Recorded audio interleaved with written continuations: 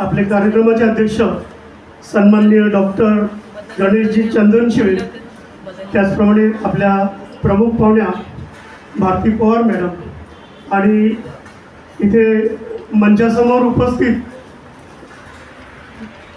बरेचसे ज्येष्ठ पदाधिकारी आहेत.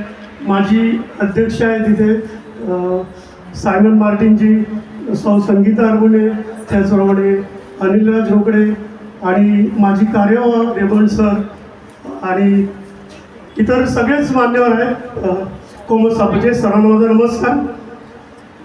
कोमसापची स्थापना, कोमसापाविषयी थोडंसं मी उपस्थित पाहुण्यांना माहिती देतोय की कोमसापाची स्थापना 1 मार्च 1991 रोजी आपल्या 64व्या अखिल भारतीय मराठी साहित्य संमेलनाचे अध्यक्ष मधु मंगेश कर्णिक यांनी केली.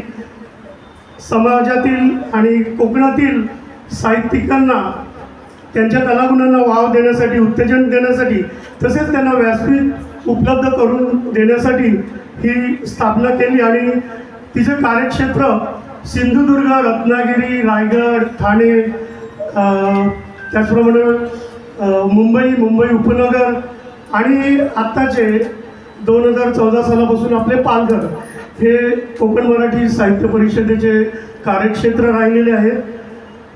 आणि या कोकण मराठी साहित्य परिषदेच्या सावंतवाडीपासून म्हणजे सावंतवाडी, कणकवली, मालगुंड, रत्नागिरी, राजापूर, गुहागर, रुळा, पावस, महाड, माणगाव, मंडणगड पासून तर वसई, विरार, नालासोपारा, पालघर, बोईसर, डहाणू, भिवंडी, कल्याण, अंबरनाथ, जव्हार, वाशी, विक्रमगड, मुरबाड, मुलुंड, गोरेगाव, दादर अशा विलेपार्ले, वांद्रे अशा अनेक ठिकाणी कोकण मराठी साहित्य परिषदेच्या शाखा आहेत. आणि कोमसापा ही महाराष्ट्रातली सर्वात मोठी साहित्यिक चळवळ आहे असं म्हणण्यास वावगं ठरणार नाही.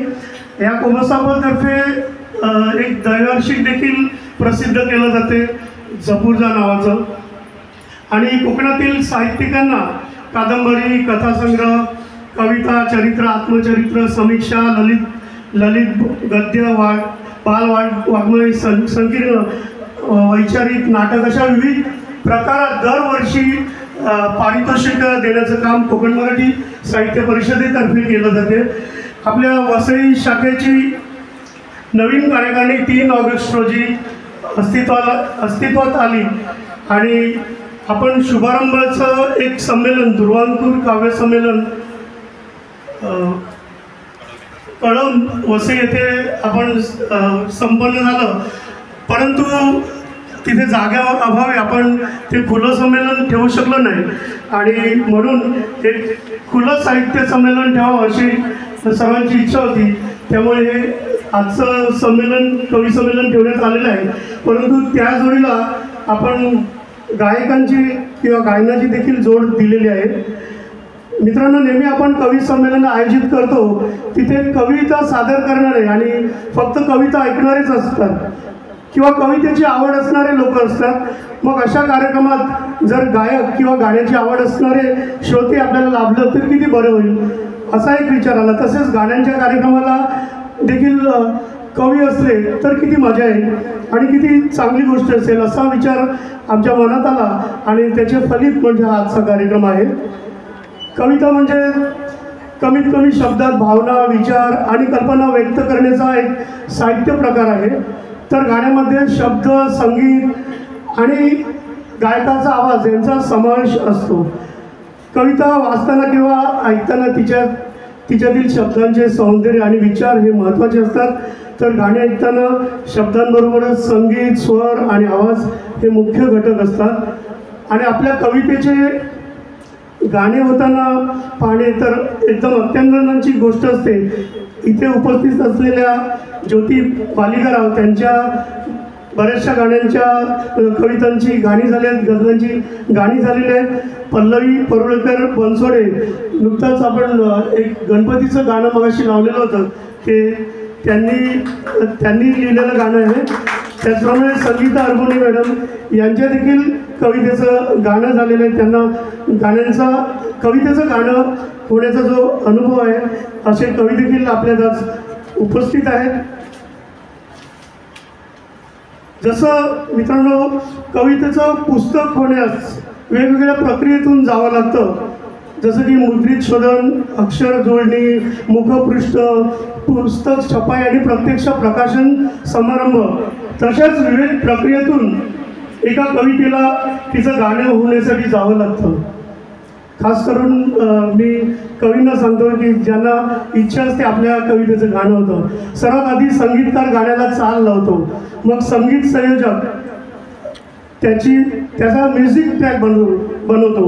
कधी कधी तो कम्प्युटराइज असतो, तर कधी प्रत्यक्ष वादक घेऊन तो म्युझिक ट्रॅक बनवला जातो आणि त्यानंतर स्टुडिओत ते गाणं गायलं जाते, ध्वनिमुद्रित केले जाते आणि त्यानंतर ध्वनिमुद्रक त्या गाण्याचं मिक्सिंग करण्याचं काम करतो.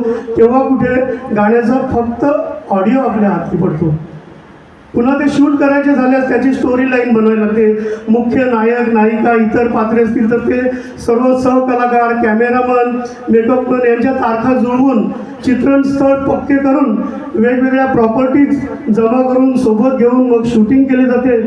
त्यानंतर स्टुडिओला एडिटिंग, स्पेशल इफेक्ट्स आणि असे सोपस्कार पार पडले जातात. अशा प्रकारे गाण्याचा व्हिडिओ तयार झाला जातो आणि आपण ऐकतो, गातो ती सर्व गाणी अशा प्रक्रियेतून गेलेली असतात. आता तर डिजिटल युगामुळे खूप सोपं झालं, पण जी गाणी इथे सादर होतील, जी जुनी गाणी, त्या गाण्यांच्या वेळी अशी व्यवस्था नसायची. त्यावेळी हे खूप किचकट काम असायचं. मित्रांनो, आजचा कार्यक्रम आपण आयोजित करताना जास्त कवी किंवा जास्त गायक असले तर प्रेक्षक सोडा, प्रत्यक्ष खुद्द सादर करणारा कवी किंवा गायक कार्यक्रम अर्ध्यावर सोडून निघून जातो. असं व्हायला नको, म्हणून आपण फक्त 9 कवींच्या 9 कविता आणि 9 गायकांची 9 गाणी असा हा नवरंग उधळणारा कार्यक्रम आपण इथे सादर करणार आहोत. मुख्य मुद्दा असा की आज कवी, गीतकार आणि गायक यांना कोमसापच्या मंचावर एकत्रित आणण्याचा हा प्रयत्न आपण करतो आहोत. आम्ही सर्व कवी हे यजमान आहोत आणि गायक हे आमच्या मंचावरील पाहुणे, अशी ही संकल्पना आहे. आपली कविता सादर करून झाल्यावर कवी गायकाचं स्वागत करेल आणि गायक आपलं सादरीकरण करेल.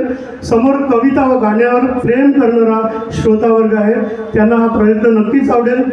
आणि कोमसापतर्फे मी आमच्या कार्यकारिणीतर्फे जाहीर करू इच्छितो की सर्व कवींसाठी एक खुले कवी संमेलन आयोजित करण्याचा विचार आहे.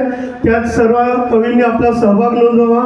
त्याचप्रमाणे कवी लेखकांसाठी विविध कार्यशाळा भरवण्याच्या, विविध स्पर्धा आयोजित करण्याचा आमचा मानस आहे. कार्यशाळेसाठी नाममात्र फी आकारून त्यांना प्रवेश घेता येईल.